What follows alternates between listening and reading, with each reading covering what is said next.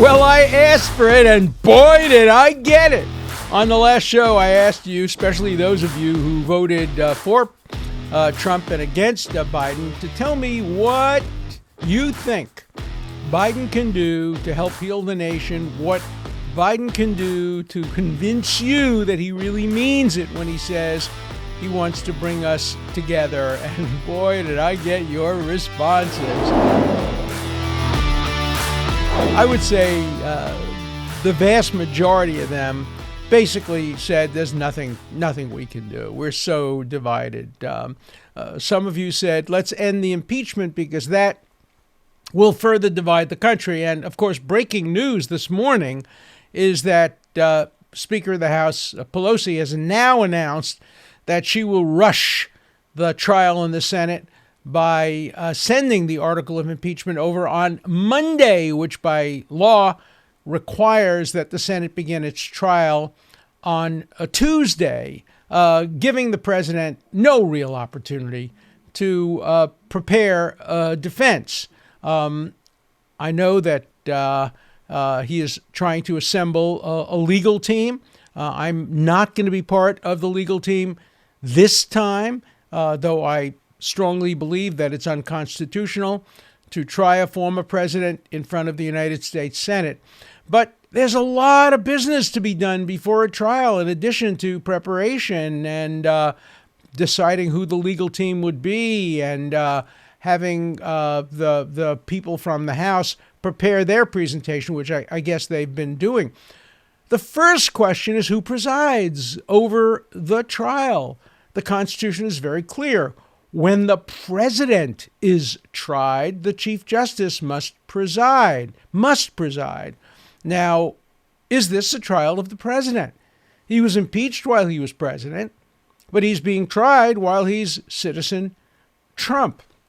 I will be devoting probably more time in a future show to the constitutional reasons why John Roberts, the Chief Justice, cannot constitutionally preside, and why the Vice President of the United States, Vice President Harris, probably should not preside because she may be the Democratic candidate for president in 2024.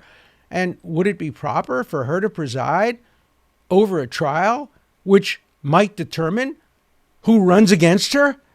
That seems like an obvious conflict of interest. So before you can have a trial, you need a judge. You need a presiding officer. And I think it will not be John Roberts. I think if it were to be John Roberts, it would be in violation of the Constitution. Let's see what Justice Roberts has to say. Chief Justice Roberts is a good and decent person. He's also a scholar of the Constitution.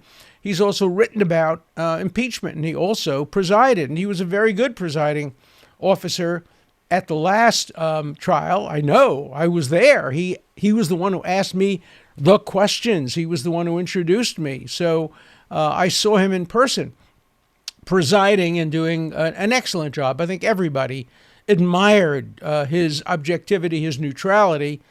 I don't think he can be the presiding officer at the trial of an ex-president, a private citizen, when the Constitution is clear that he presides only at the trial of a president. We only have one president, and his name is not Trump. His name is Biden, and he's not on trial.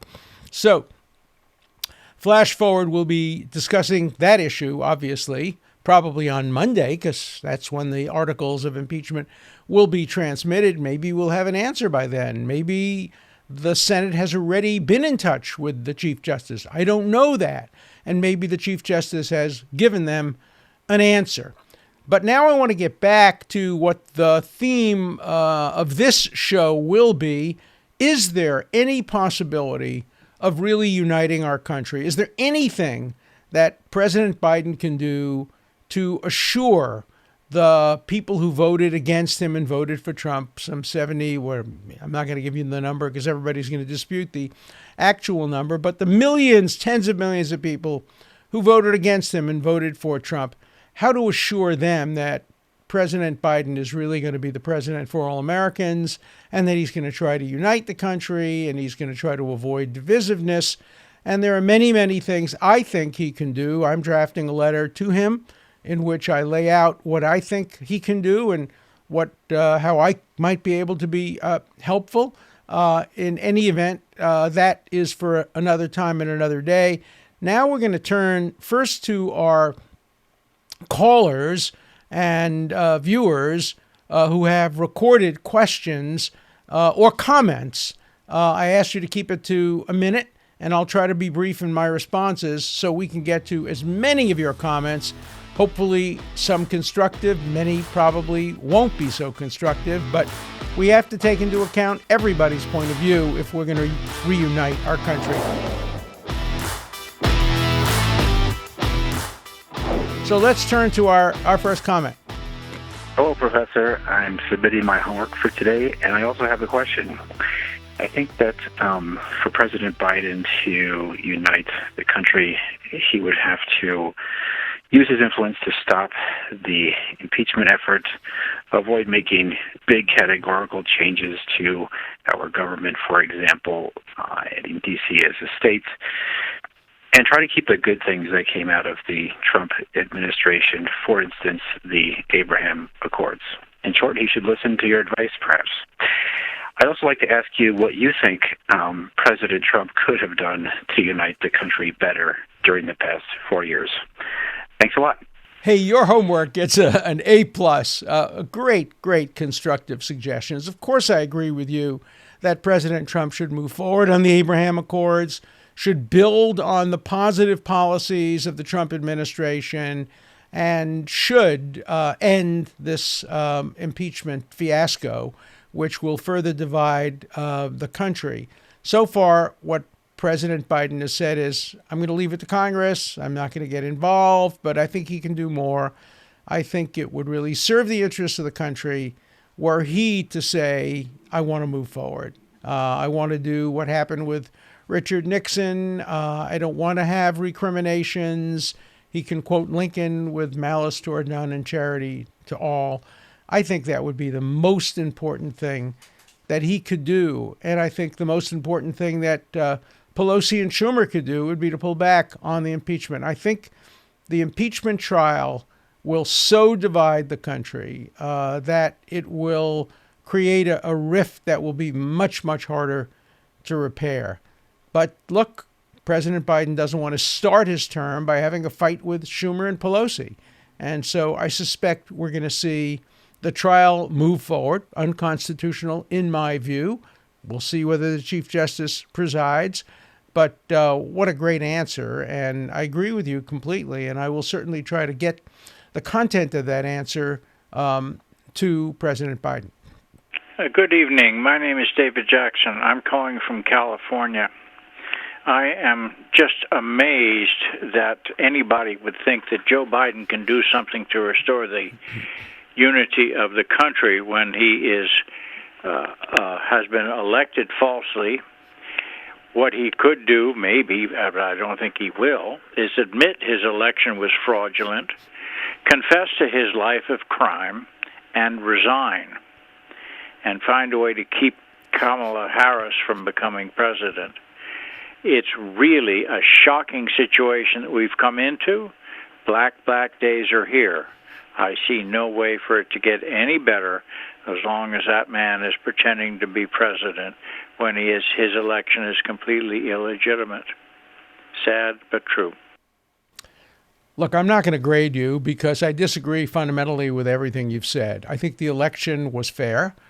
Sure, there were some problems and there were some mistakes, but Biden won by more votes than any president in history, 5 million or so votes. There were no discrepancies that would account for the 5 million difference. And in terms of the Electoral College, I have seen no hard evidence that would show fraud or even mistake that would change the outcome. And so it's a non-starter.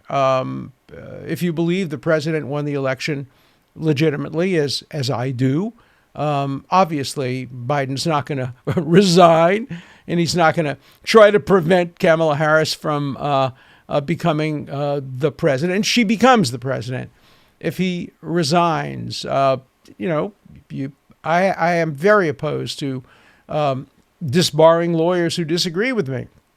there are many people who honestly believe this election was fraudulent. They honestly believe it to the core of their soul. I honestly believe they're wrong.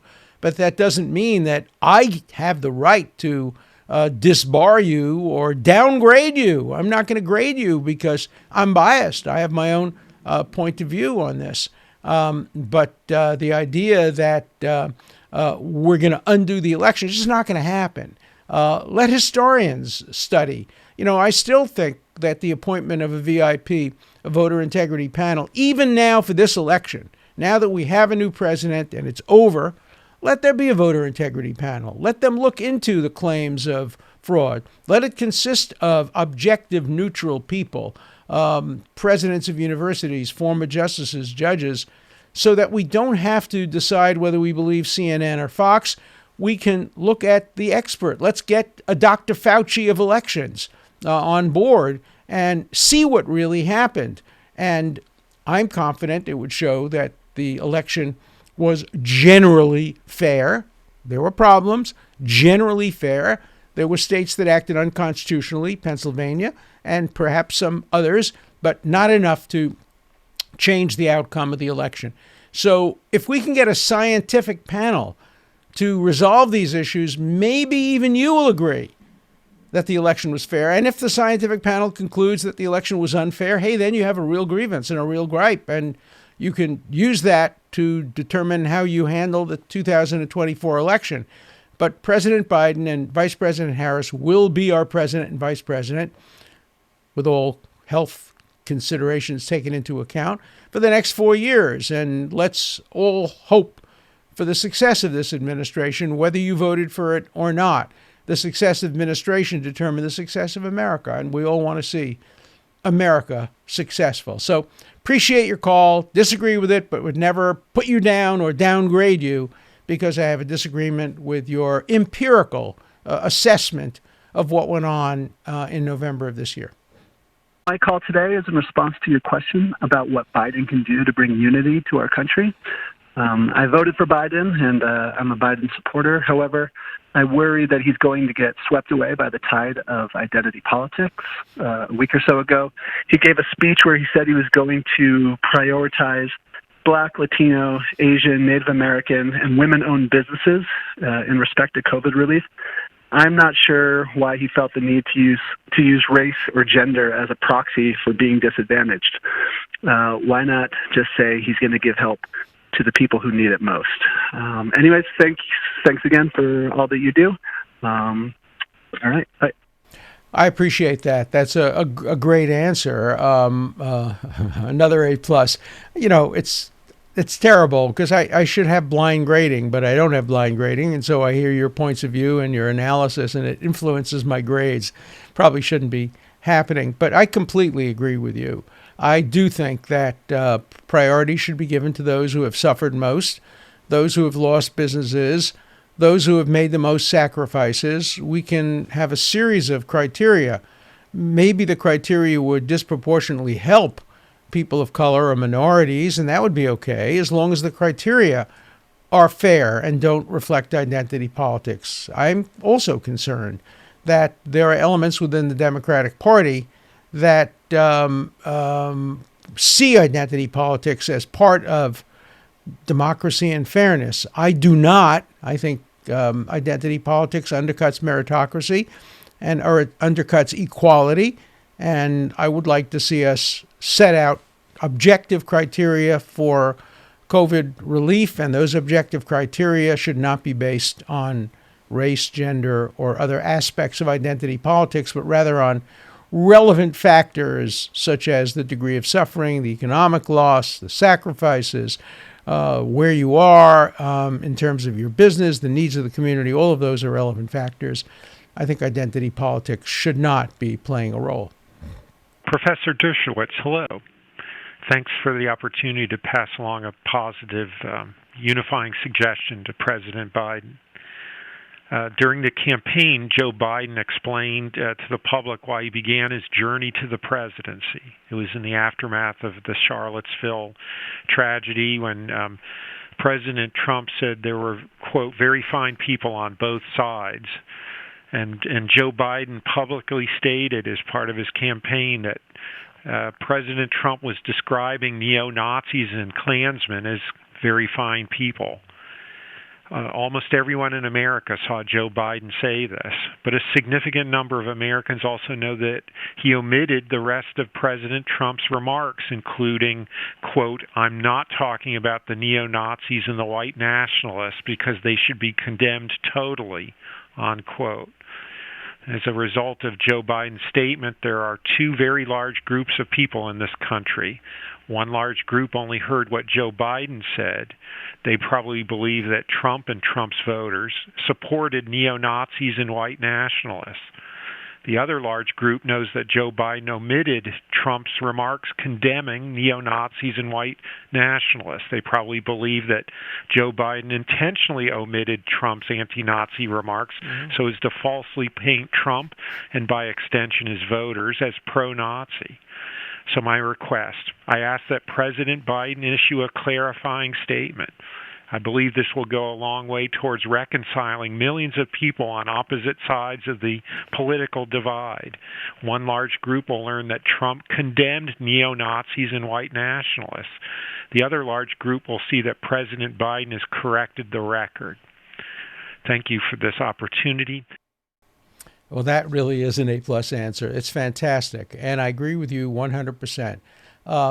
But it's the fault of the media. If you watch CNN, you heard one speech. If you watched Fox, you heard another speech. We live at a terrible time when everybody is entitled to their own facts. And you're not entitled to your own facts. You're only entitled to your own opinion. But it has to be based on the same facts. President Trump said there were fine people on both sides of the debate as to whether to tear down monuments and statues. He was right. There are fine people on both sides of that debate. I know some of them. I'm related to some of them in the South. My wife's family comes from South Carolina. I know fine people who don't think statues should be torn down. I am one of those fine people. I don't think statues should be torn down. The Ayatollahs tear down statues. The Taliban tear down statues. It's un-American to tear down a statue. Should the statues be moved to museums and taken out of the central area of the town squares with explanations? Sure. But that's not what President Trump was saying. And I completely agree that it would be a very good thing for President Biden at an appropriate occasion to say, look, here's what President Trump said. This was important because this is what led me to run. This is what he said. He should have said this. I think President Trump should have done more. He should have done more to condemn the neo-Nazis and the white supremacists. There are arguments that people can make that there were dog whistles and that he didn't want to condemn, and what he said later about Proud Boys. There are ambiguities and there's criticism that can be made, but you cannot simply make up a story that says that President Trump ever said there are fine people on the side of Nazis or white supremacists. That's just a lie. That's just a lie. What he said is there are fine people on the side of both sides of the debate over tearing down statues. He was right about that. He condemned neo-Nazis. He should have done more. I've always taken the view that as a liberal, my job is to make sure I condemn the extremists on the hard left. President Trump, as a conservative, should have gone to greater lengths to condemn extremists on the hard right. For that, I can criticize him.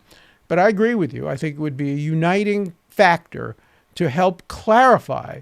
And because it's important, Joe Biden says that's why he ran for president. So he owes the people an obligation to clarify his position and to clarify what President Trump said. Look, if he does it, CNN won't run it. They won't run it. CNBC won't run it. Look, just the other day, there were statements made by both CNN and CNBC and MSNBC, that were just total lies. They just leave out things. They just report what they think will make their viewers and listeners happy, and they suppress anything which shows any kind of nuance. And so, yeah, I think getting the facts and getting them straight is a first step toward bringing our country together. Great answer. We need to agree on common facts. I don't have much faith in Biden, but we need to agree on what the truth is, have the same facts. What I really sense on the left particularly is a lack of any kind of reason or common sense. So I think that's really what we need to do. I think Joe Biden himself is the big lie. He's based his campaign on the fine people on both sides hoax out of Charlottesville. So, that's not going to go anywhere with Republicans. Yeah, I think you need to acknowledge the Russian collusion hoax we need to agree on facts. There's just too much separation of facts. Look, I agree. And this idea of disbarring lawyers or disbarring members of Congress because you don't agree with what they said, Adam Schiff said a lot of things that have turned out to be categorically, totally, and without any doubt, false. He claimed he had evidence of the Russian collusion. Of course, the Mueller report disputed that and said there was no evidence of Russian collusion involving the Trump administration. But has Adam Schiff apologized? No. Has he been subject to disbarment? No. If he were to be subject to disbarment, I would support him. I would be on his side. I'd represent him if he asked me. I don't think lawyers should be disbarred for taking positions that either turn out to be false or turn out to be false in the view of bar associations. So I agree with you. The facts have to be facts. And I do think both sides have an obligation to make sure the facts are out there. When I argue a case in the Supreme Court or in the courts of appeals or in the district courts, I have a policy. I always tell the court about facts that hurt my client. And then I try to explain those facts away or argue that they're not relevant or argue that other facts are more important. But I always concede the facts that are opposed to my client's point of view for two reasons. First, I'm an honest lawyer. Second, it gives me credibility with the court. If I start out by saying my client admitted this or the evidence does support this, but I'm in a much stronger position than if I try to hide facts that don't agree with my presentation or my client's perspective. So I think every American is entitled to have CNN and MSNBC and Fox always lay out all the facts on all sides. Interesting, last night I watched a horrible documentary that's going to get great reviews about the killing of Khashoggi, the Saudi Arabian reporter who was murdered in cold blood by the Saudis. No doubt about that. But this horrible, one-sided, fake documentary went out of its way to hide the truth about who this guy Khashoggi was. They made him out to be an angel. They didn't describe the fact that he is a supporter of terrorism, a supporter of Hamas, a supporter of the Muslim Brotherhood, that he's been in bed with the Qataris, that he's been in bed with the Iranians, that he has been in bed with supporters of those who would abolish Israel and see it destroyed by violence. We, the viewers of that documentary, had a right to hear that and then make a judgment, which we would still have made, that Khashoggi was murdered and he shouldn't have been killed and the Saudis were wrong. But I can't believe anything I see in that documentary because I knew the facts. I knew Khashoggi's uncle, Adnan Khashoggi. I represented him. I know the history of the Khashoggi family. Who are they trying to hide this from? Why won't documentaries tell the whole truth? Why are they hiding things that make people seem like absolute heroes? There are no perfect heroes in the world except in documentaries. And so this is a problem that permeates everything on television, everything in the media. We don't have nuance. We don't have calibration. We don't hear both sides of issues. And it's appalling. And it's keeping our country further divided. So shame on the people who did that documentary on Khashoggi, and shame on those who distort what President Trump and others have said over the years. We're all entitled to the truth, the whole truth, and nothing but the truth.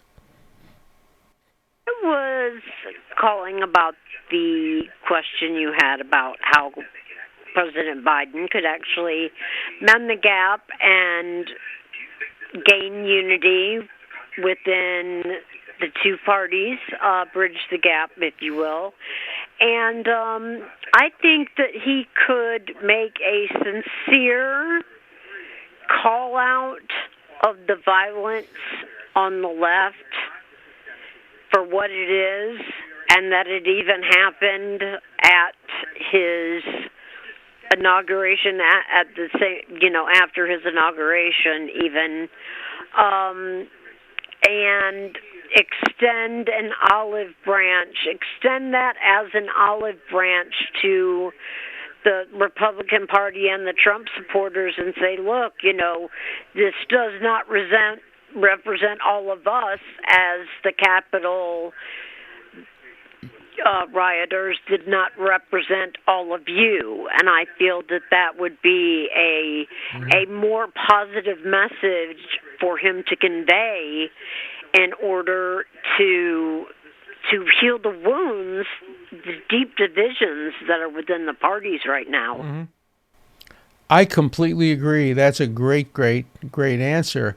I do think that President Biden should condemn the violence on the left, the violence of Antifa that recently manifested itself in parts of the country, the violence that sometimes accompanies other demonstrations on the left. When it comes to violence, we don't distinguish left from right. Violence is violence. And I think both parties should always condemn all violence and always argue that the ends do not justify violent means. And I think that would be a good step in bringing the country together, because I think the vast, vast, vast majority of Americans are opposed to violence from either side. What Biden absolutely has to do in order to show that he means it when he says he wants unity is to strongly reject the identity politics, which has taken over the Democratic Party, and he must reject the policies put forward by the radicals in his party. The purpose of identity politics that I believe got him elected is to divide the population up into groups and then conquer elections. And MLK stood for the simple concept of colorblindness, that people should be judged on the content of their character rather than skin color. But I've actually been called a racist for promoting this. When I look around at my generation as a 25-year-old, I see 80% loud radical liberals who all wanted Bernie in office, but they settled for Biden. And they make every single political argument into an ad hominem identity politics argument. The other 20% are conservatives being silent because we have given up on having rational policy debates with people who call us racists and Nazis the moment they find out we voted for Trump. Look, I think you make a fair point. You've heard me say this before, but identity politics is the enemy of diversity. If you want diversity, then you have to pick people with diverse ideas and diverse backgrounds. Yes, race is a factor in diversity, but it's not the only factor. You have some universities that want to have simply more people of color, all of whom have the same ideas. Now, that's ridiculous. People of color don't have the same ideas any more than Jews have the same ideas, or Catholics have the same ideas, or other groups have the same ideas. But many university admission policies are anti-diversity. They don't want people who support the Second Amendment. They don't want Christian fundamentalists. They don't want people who supported Trump. In fact, some universities are trying to rid themselves of anybody who showed any support for Trump. That's the opposite of diversity. When I taught my classes at Harvard, I always looked for the most diverse student body. I wanted every point of view represented in the class, including very negative points of view, because those are points of view that many people in our society share, and students have to know them. So identity politics is the enemy of real diversity. It substitutes superficial diversity for actual diversity. And I'm with you on Martin Luther King. I want to judge people by the quality of their character rather than on externalities. Externalities matter because they can influence the quality of the character. They can influence the history of discrimination.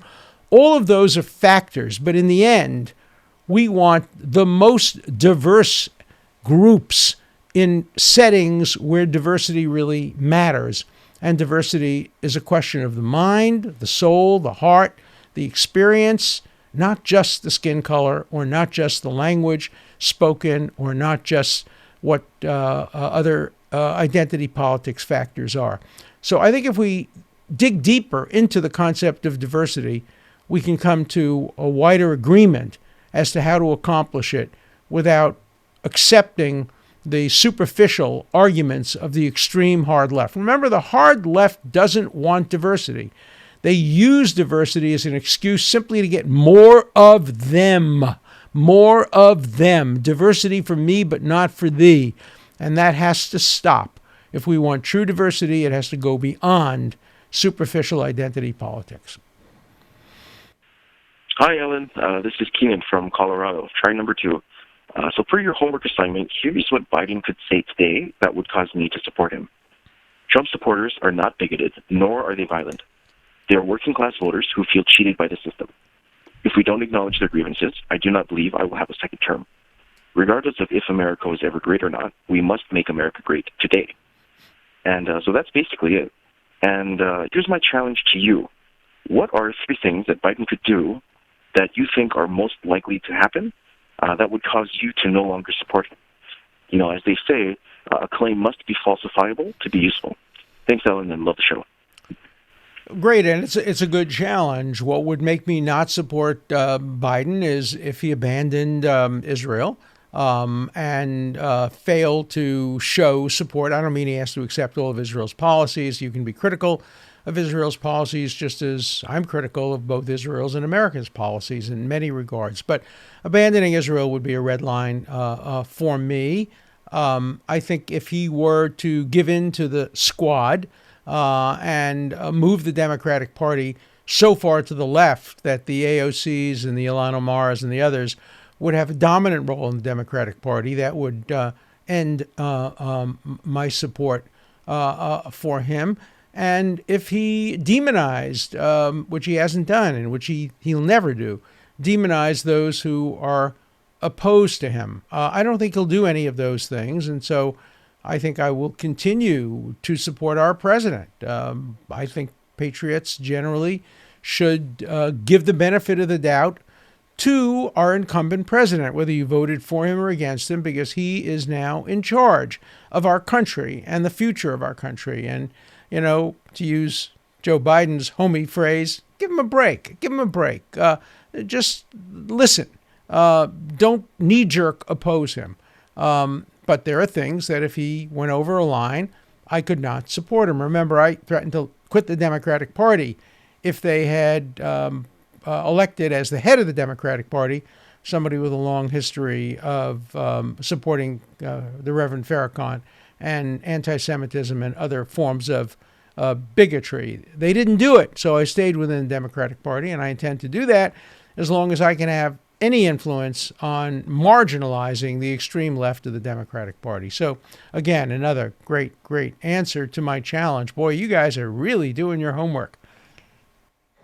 And I think you had a great idea. If there was some kind of partisan or nonpartisan or independent commission that was appointed to really look into the election and see what happened and was it legitimate and or was it not. But that should be accomplished so that, you know, the millions of people who really question the election, and rightfully so, I'm one of them, would feel like, hey, something's being done that's being taken seriously. I think unless and until several of those things happen, that there really can't be unity. So that's just my opinion. I appreciate the opportunity to make the comment. Thank you. So let me throw a challenge back at you. Let's assume that a commission is appointed. And let's assume Justice Kennedy agrees to serve on the commission, and Justice O'Connor agrees to serve on the commission, and the former president of Notre Dame University serves on the commission. A leading nonpartisan rabbi from New York agrees to serve on the commission. A former presidential candidate of each party agrees to serve on the commission. Scientists, Republicans, Democrats, people who don't vote, people who are independent, all agree to serve on the commission. And they come to the conclusion, which I think they would come to, that there was a small amount of voter fraud. There may have been some computer glitches.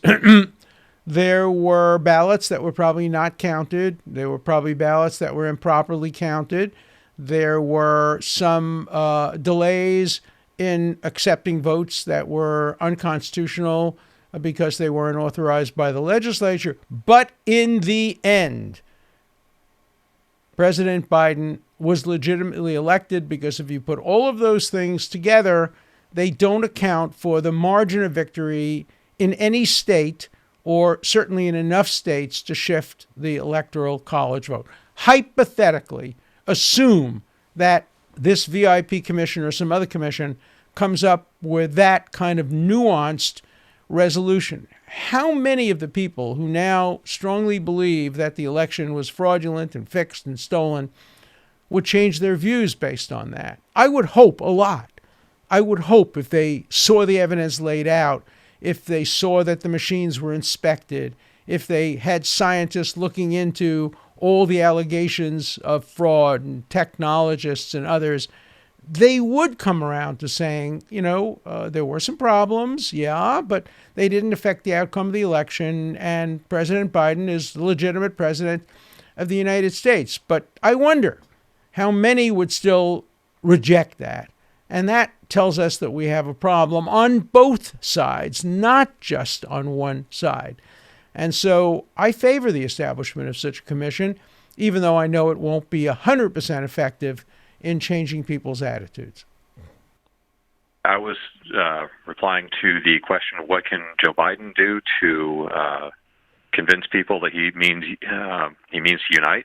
I think the most important thing would be, just like in a relationship, you have to say why the other person is mad, why conservatives may be concerned about the policies that he's going to implement, and what is right about what conservatives want, even if he thinks it's the wrong policy to implement overall.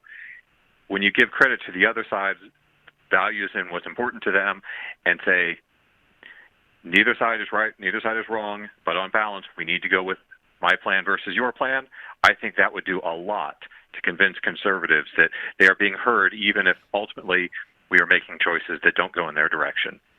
Thank you very much, and I really appreciate your show.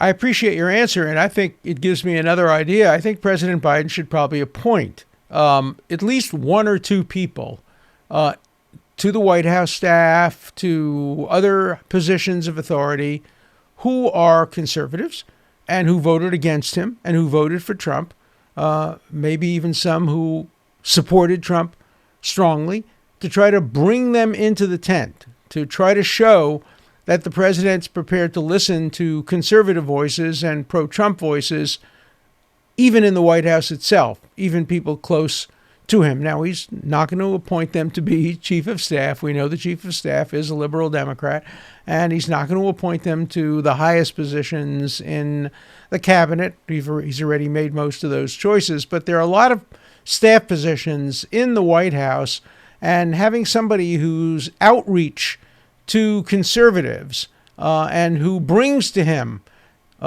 weekly a message of what conservatives are thinking might be a very, very important step forward. So I really appreciate your call. Thanks. Let's take one or two more calls, and then we'll go to a couple of Rumblewitz messages that aren't verbal but are in writing, and I'll try to respond to those as well.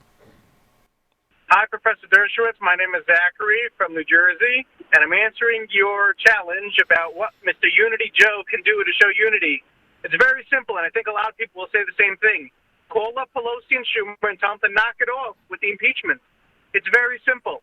And for his press secretary to say today and yesterday that it's their, Congress's duty to do whatever they want to do, it's not true. You're the leader of the party, and it's your position to tell them what to do and not to do. You want unity? Stop going after Trump. He's gone. He's playing golf in Florida. I think many conservatives have accepted that already. Let the man play his golf and move on. That's it. Thank you, and I look forward to your comments on this. I agree 99% with what you've said. What I don't agree on is that he can make them do it. He is the head of the party. He is the head of the government. And I think it would be enough if he made a statement saying, look, I want to move forward. I want there to be no recriminations with malice toward none. And so I urge Speaker Pelosi and Majority Leader Schumer, please not to move forward with the impeachment. That's my view. You have the right under the Constitution. We have separation of powers, checks and balances. I can't stop you from doing it, but if you want my opinion, that's my opinion. He's not going to do that because he doesn't want to alienate the base of his party so early in his term. I don't know what messages he's been sending behind the scenes, but I suspect they are consistent with his public messaging through his press secretary. Namely, this is not a decision for the president to make. This is a decision for Congress to make. I think he could do more to push the impeachment and trial off the agenda of the Senate. And I think that would do a great deal to unite the country. So I agree with you.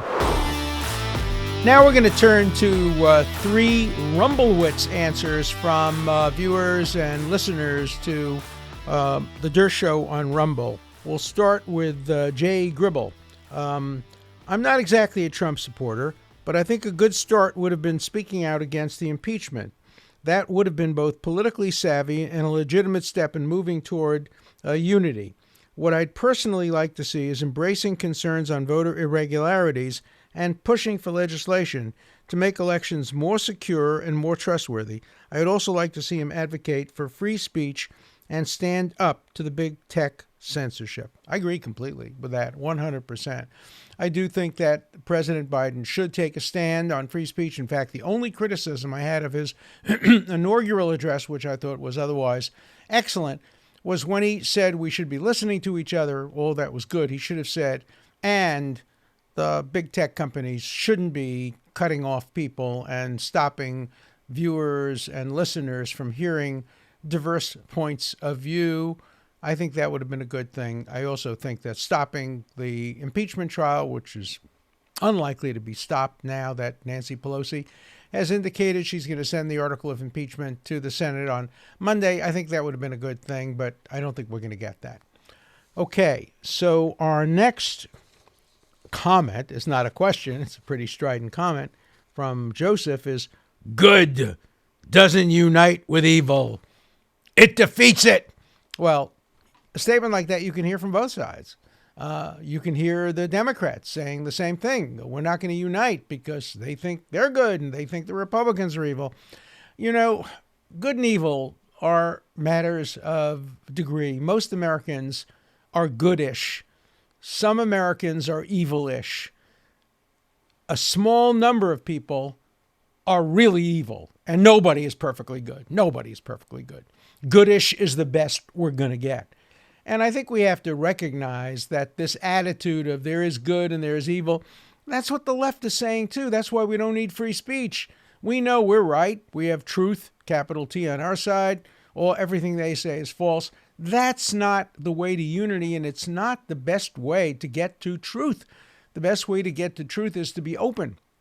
As the great Leonard Hand once said, the essence of liberty is not being so sure you're right. And I think that's an important point that we all ought to remember.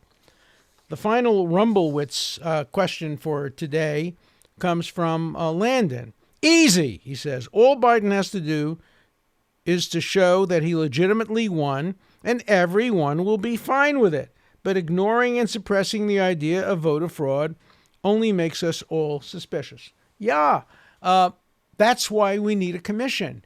It's not good enough for people to say it was all fraud or it was all perfect. You know, I remember CNN one night saying that every single vote was legitimate. How could anybody know that? That's reporting. That's just wishful thinking. Obviously, there were some problems, and obviously those problems should be addressed. And I do think, therefore, that an independent commission, both for the future, but I'm happy to have it look back at this election now that it's over and we have a sitting president. We should never be afraid of the truth. And if it were to turn out, I don't think it would, but if it were to turn out that the election somehow would have been different had the fraud not occurred, we have a right to know that. And then we could decide what remedial steps to take either for the future or even for now, but I don't think we're going to get that result from an objective study. But here I am expressing my own biases moving forward. But I'm not afraid of the truth. Let it come out. Look, this has been a great, great class today, giving you the opportunity really to take over the class and respond to my homework assignment and make your comments, ask your questions. Brilliant, brilliant questions. This is an A-plus class. This is an AP class, advanced placement. You're all terrific. I didn't agree with everything that was said today, but it's so important to hear all sides of every issue, and you're always going to hear all sides of every issue on the Dershow. And I'm going to try to get some of your comments to the White House because I think it would be very important for President Biden and those around him to hear sensible, conservative, thoughtful, pro-Trump views that have been expressed. You can disagree with them, but give them a hearing. You cannot create unity without hearing what the other side has to say. You will always hear what all sides have to say if you listen and view the Dershow on Rumble, on YouTube, and on other platforms. Looking forward to seeing you. We'll talk about impeachment because the trial's going forward next week, and so it will be a very exciting week. I think not a good week for America, but an exciting and interesting week when the articles of impeachment are forwarded on Monday and when the trial, as is required, really begins on Tuesday. We'll see who presides at the trial. We'll see if there are witnesses. We'll see who the lawyers are. There are a lot of things that we will learn starting next week, and I hope you will learn them with me on The Dershow. An important part of The Dershow is your voice, your questions, your comments.